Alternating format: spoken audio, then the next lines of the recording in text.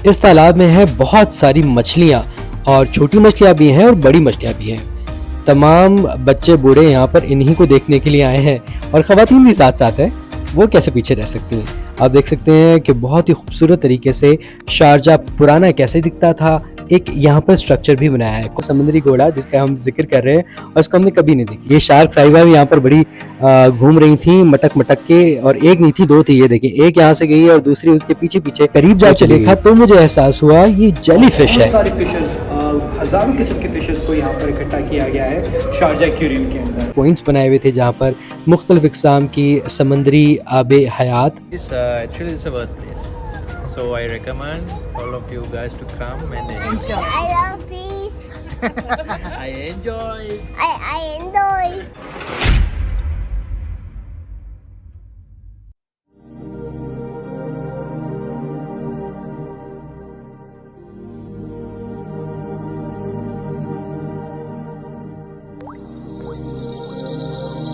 हाय viewers, अस्सलाम वालेकुम, सत श्री अकाल, नमस्कार। जो लोग मुझे देख रहे हैं उनको मेरे नए व्लॉग में बहुत ज़्यादा खुशामदीद। जैसे कि आपको पता है, मेरे बैकग्राउंड में भी आप देख सकते हैं कि शारजा एक्वेरियम हम लोग आज यहाँ पर आए हैं। इससे पहले मैंने आपको बटरफ्लाई गार्डन भी विज़िट करवाया। यहाँ पर लाने का मकसद बेसिकली ये है कि कहा जाता है कि जब आप मछलियों को देखते हैं तो बहुत सारी टेंशन और आप बहुत सारी फ्रस्ट्रेशन आपकी रिलीज़ होती है, ऐसा माना जाता है। तो मैंने ये सोचा क्यों ना आपको यहाँ पर लाया जाए और आपको एक उम्मीद की किरण मज़ीद दिखाई जाए कि इस दुनिया में सिर्फ मायूसी नहीं है बल्कि खुशियाँ भी हैं अगर आप ढूंढना चाहें। तो मेरे साथ रहिए और देखते हैं कि यहाँ पर क्या कुछ है।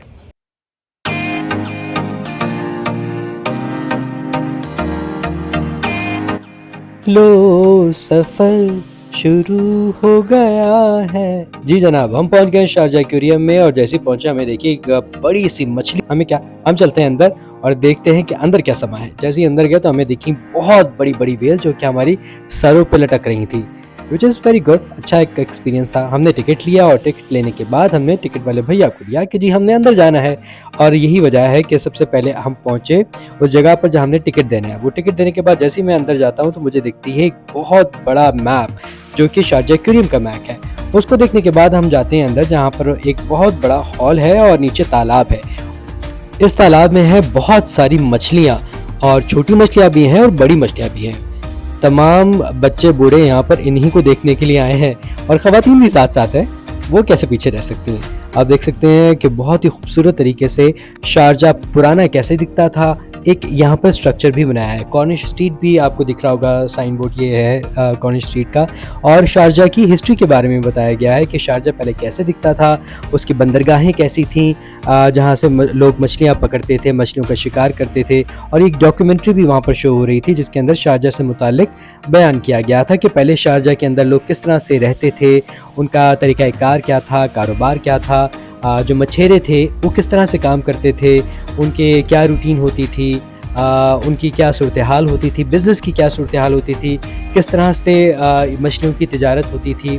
उसके बाद जब हम अंदर गए तो वहाँ पर बने थे छोटे छोटे केव्स और उनके अंदर आप देख सकते हैं कि यहाँ पर है समंदरी घोड़ा। ये जो आप करीब से अगर देखेंगे तो आपको पता चलेगा ये समंदरी घोड़ा है जिसको मैंने आज तक पहले कभी नहीं देखा था। फर्स्ट टाइम इसको यहाँ पर डिस्प्ले किया गया है शारजा एक्वेरियम के अंदर। ये समंदरी घोड़ा है जो कि आपको समंदर में शाज़ो नादिर ही देखने को मिलता है। जैसे हम एंटर होते हैं तो हमें बहुत ही खूबसूरत तरीके से एक कॉरिडोर के ज़रिए जहाँ मछलियों के फुटप्रिंट्स हैं आप देख सकते हैं। चलते चलते आपको लग रहा होगा कि आप अपनी मंजिल मकसूद तक पहुँच रहे हैं जहाँ पर बहुत सारी मछलियाँ हैं। तो यहाँ पर बहुत ही खूबसूरत लाइटिंग्स भी की गई थी जो कि एक दिलफरेब मंजर को पेश कर रही हैं। आप देख सकते हैं कि यहाँ पर ब्लू कलर की लाइट कितनी खूबसूरत दिख रही है। जैसे हम आगे बढ़े तो कुछ लोग हमें दिखे जो कि मछलियों को ही देख रहे थे और वो बयान कर रहे थे कि जनाब ये है वो समुद्री घोड़ा जिसका हम जिक्र कर रहे हैं और उसको हमने कभी नहीं देखी। छोटी छोटी मछलियाँ, समुद्री घोड़ा, डिफरेंट काइंड ऑफ और फिशेस यहाँ पर मौजूद थी, रंग बिरंगी फिशेस।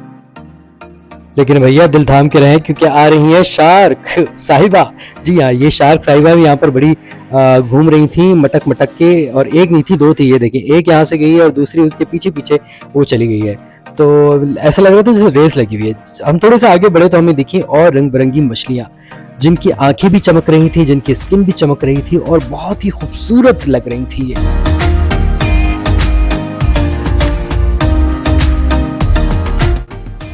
अच्छा, पहले मैं सोचता रहा कि है क्या, लेकिन जब मैंने करीब जाके देखा तो मुझे एहसास हुआ ये जेलीफिश है, जो कि अक्सर अगर हम साहिल समंदर पर होते हैं और हमें लग जाती है तो हमें लग पता जाता है कि हमें क्या लगा है, क्योंकि हमारे पूरे जिस्म में सनसनाहट शुरू हो जाती है। तो आप ये देख सकते हैं ये जेलीफिश हैं जो कि बाकायदा स्विम कर रही हैं, ये तैर रही हैं, और इनको मैंने अपनी ज़िंदगी में पहली बार इस तरह देखा।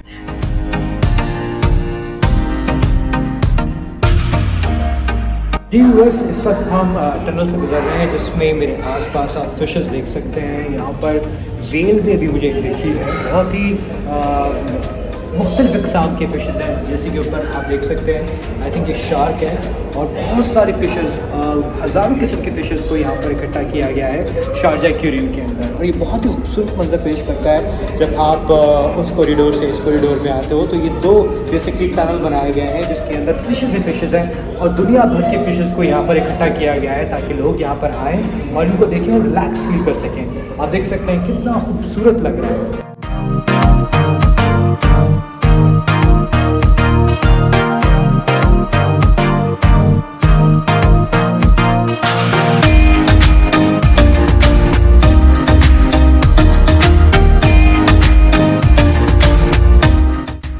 जैसे हम आगे बढ़े तो हमने देखा मुख्तलिफ यहाँ पर पॉइंट्स बनाए गए थे जहाँ पर मुख्तलिफ इकसाम की जो मछलियाँ थीं उनको एक जगह इकट्ठा किया गया था। यहाँ पर आप देख सकते हैं कि इकसाम के बारे में बयान भी किया गया है, और इसी तरह छोटे छोटे से इन्होंने पॉइंट्स बनाए हुए थे जहाँ पर मुख्तलिफ इकसाम की समंदरी आबे हयात और मुख्तलिफ इकसाम की मछलियाँ, बहुत ही खूबसूरत और नायाब किस्म की मछलियाँ यहाँ पर मौजूद थी। मुझे ऐसा लग रहा था तकरीबन हर किस्म की मछली को यहाँ पर इकट्ठा किया गया है ताकि लोगों को और देखने वालों को बताया जा सके कि समंदर में कितनी किस्म की जो है मछलियाँ हैं, कितनी किस्म की आबे हयात हैं जो कि सांस ले रहे हैं अल्लाह ताला के हुक्म से।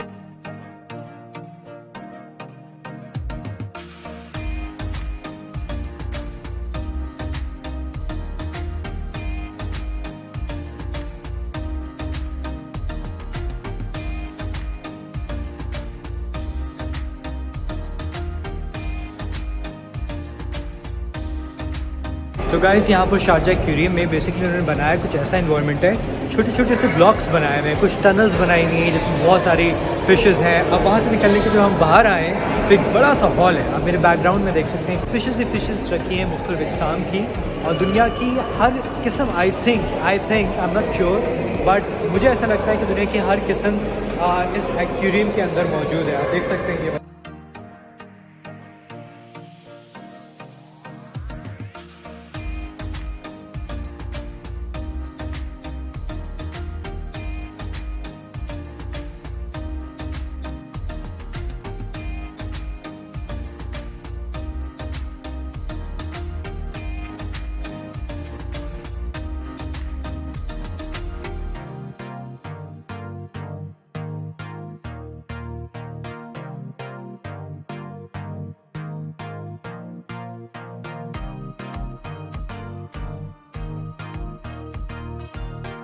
सो गाइस, यहाँ पर बहुत सारे लोग आए हुए हैं और ख़ास तौर पर बच्चों को सबसे ज़्यादा लेके आए हैं क्योंकि बच्चों के लिए बहुत ही ज़्यादा एक अट्रैक्टिव प्लेस है, क्योंकि डिफरेंट काइंड ऑफ फिशेस हैं, कलर्स हैं, पानी है, एक्वेरियम है, तो बच्चों की चीज़ें बहुत अच्छी लगती हैं। तो जो लोग भी फैमिली वाले हैं उनको रिकमेंड करूँगा कि वो यहाँ पर आएँ।